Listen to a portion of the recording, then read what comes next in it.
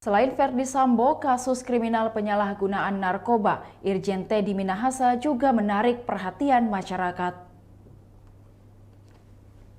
Kali ini sejumlah nama dibahas terkait penerima uang hasil bagi-bagi dari penjualan narkoba tersangka Teddy Minahasa.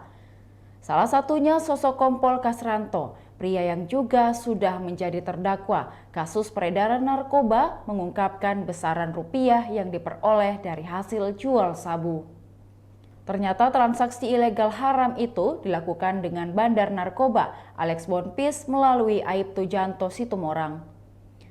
Selanjutnya dari hasil menjual 1 kg sabu, Kasranto mendapat jatah 500 juta rupiah dalam bentuk tunai dari sang bandar.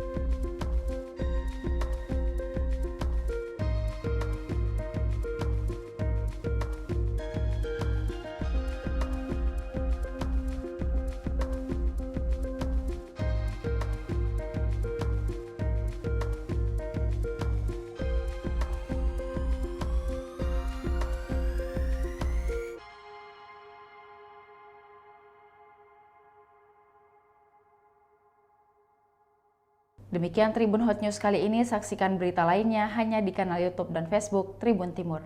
Terima kasih sudah nonton, jangan lupa like, subscribe, dan share ya!